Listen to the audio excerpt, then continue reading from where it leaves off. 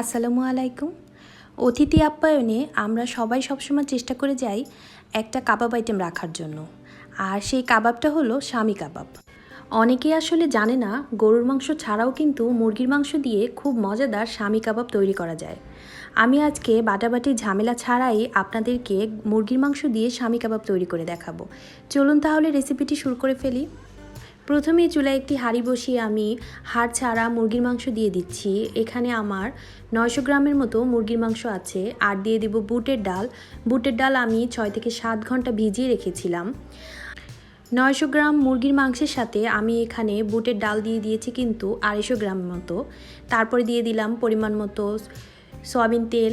তারপরে পেঁয়াজ কুচি দিয়ে দিলাম 2 টেবিল চামচ, কাঁচামরিচ 3 থেকে 4টা, আদা বাটা, রসুন বাটা, আর দিয়ে দিলাম গরম মশলা, আর দিয়ে দিলাম সামান্য মরিচের গুঁড়া আর চাট মশলা, আর দিয়ে দিচ্ছি কিছুটা লবণ ও গরম মশলা গুঁড়া। সব কিছু একসাথে খুব ভালোভাবে নেড়ে চেড়ে আমি এর ভিতরে পানি দিয়ে দিব 1 থেকে 2 কাপ।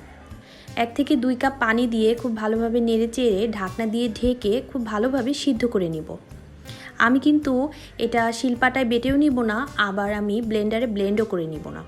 খুব ভালোভাবে সিদ্ধ করে নিব ঢাকনা দিয়ে ঢেকে। এটা সিদ্ধ হতে সর্বোচ্চ 15-20 মিনিট সময় লাগতে পারে। খুব ভালোভাবে নেড়েচেড়ে আমি সিদ্ধ করে নিব। যেহেতু অনেকটা পানি আছে, আমি একটু কিছুক্ষণ পরপর নেড়েচেড়ে দিচ্ছি। আর দেখতেই পাচ্ছেন কিছুক্ষণ পরে কিন্তু খুব সুন্দর করে পানিটা টেনে গেছে আর খুব ভালোভাবে সিদ্ধ হয়ে গেছে। আমি এখন একটা ম্যাশার দিয়ে খুব ভালোভাবে ম্যাশ করে নিব। আপনারা যদি চান তাহলে এটা ব্লেন্ডারে ব্লেন্ডও করে নিতে পারেন, আর শিলপাটায় বেটেও নিতে পারেন, কোনো সমস্যা নেই। ভালোভাবে ম্যাশ করা হয়ে গেলে আমি শামি কাবাবগুলোকে তৈরি করে নিব। আমি এখানে প্রথমে পেঁয়াজ কুচি দিয়ে দিচ্ছি। এখানে 1 কাপ পরিমাণের পেঁয়াজ কুচি ব্যবহার করলাম। আর দিয়ে দিব ধনেপাতা কুচি, আর দিয়ে দিব একটা ডিম। এখন দিয়ে দিব টমেটো সস 1 চা চামচ, আর দিয়ে দিব পরিমাণ মতো লবণ আর গরম মশলা গুঁড়া। আমি লবণটা চেক করে দেখেছি, আমার মনে হলো আরেকটু লাগবে, এজন্য আমি আরেকটু লবণ দিয়ে দিলাম। আর দিয়ে দিলাম 1 চিলতে লেবুর রস।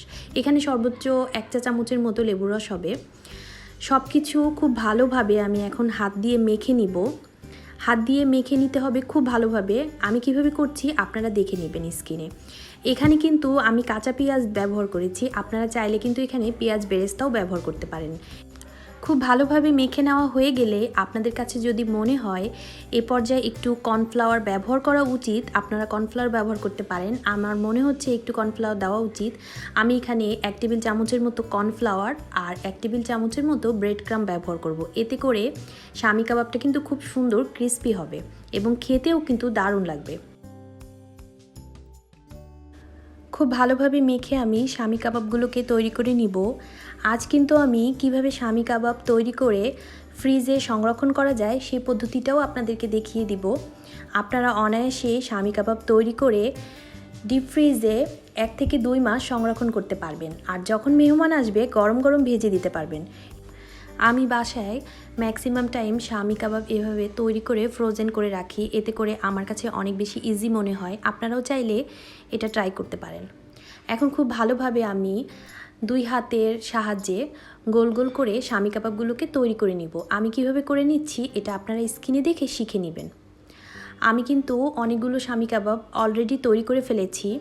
খুব ভালোভাবে কাবাবগুলোকে তৈরি করা হয়ে গেলে আমি একটা প্লেটে করে বা কোনো ট্রেতে করে আমি নর্মাল ফ্রিজে 5 থেকে 10 মিনিট আমি একটু সেট হতে রেখে দিব। অন্যদিকে আমি প্লেটে কিছুটা ব্রেড ক্রাম্ব নিয়ে নিয়েছি আর একটা ডিম খুব ভালোভাবে ফেটিয়েও নিয়েছি। এখন আমি ফ্রিজ থেকে বের করে কাবাবগুলোকে খুব ভালোভাবে ডিমে চুবিয়ে ব্রেড ক্রাম্বে গড়িয়ে নিব। আমি কিন্তু ব্রেড ক্রাম্ব এবং ডিমে গড়িয়ে নিচ্ছি। আপনারা যদি এই কাবাবটা তৈরি করতে চান এমনিও তৈরি করতে পারবেন, ব্রেড ক্রাম্ব না দিলেও হবে। আমার কাছে মনে হয়েছে ব্রেড ক্রাম্ব দিলে একটু দেখতে ভালো লাগে আর খেতেও খুব ক্রিস্পি মনে হয়, এজন্য আমি ব্রেড ক্রাম্ব ব্যবহার করলাম। শামি কাবাবটা কিন্তু এমনিও ভেজে খাওয়া যায়, কোনো সমস্যা নেই। খুব ভালোভাবে আমি এখন কাবাবগুলোকে ব্রেড ক্রাম্বে গড়িয়ে নিচ্ছি।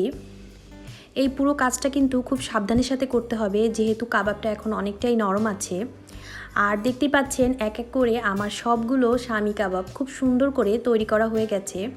এটা দেখতে কতটা সুন্দর হয়েছে এটা তো আপনারা এতক্ষণ স্ক্রিনে দেখে বুঝেই গিয়েছেন। ব্রেড ক্রাম্ব দেওয়ার ফলে এটা দেখতে কিন্তু দারুণ লাগছে। আমি এখন সবগুলো কাবাব ডিপ ফ্রিজের ভিতরে 2 থেকে 3 ঘন্টা রেখে দিব। কাবাবগুলো অনেকটা শক্ত হয়ে যাবে। দেখতে পাচ্ছেন কাবাবগুলো কতটা শক্ত হয়ে গেছে। এখন আমি বক্সের ভিতরে কাবাবগুলোকে খুব সুন্দর করে সাজিয়ে দিব। অবশ্যই ডিপ ফ্রিজে 2 থেকে 3 ঘন্টা একটু শক্ত করে তারপরে বক্সের ভিতরে রাখতে যাবেন, না হলে কিন্তু কাবাবগুলো ভেঙে যাওয়ার সম্ভাবনা থাকে। এইভাবে করে 1 থেকে 2 মাস ডিপ ফ্রিজে শামি কাবাব তৈরি করে কিন্তু সংরক্ষণ করতে পারবেন। আশা করি আমার আজকের এই চিকেন শামি কাবাবের রেসিপিটা আপনাদের কাছে অনেক ভালো লেগেছে। এরকম নিত্য নতুন রেসিপি দেখার জন্য আমার চ্যানেলের সাথেই থাকবেন। আল্লাহ হাফেজ।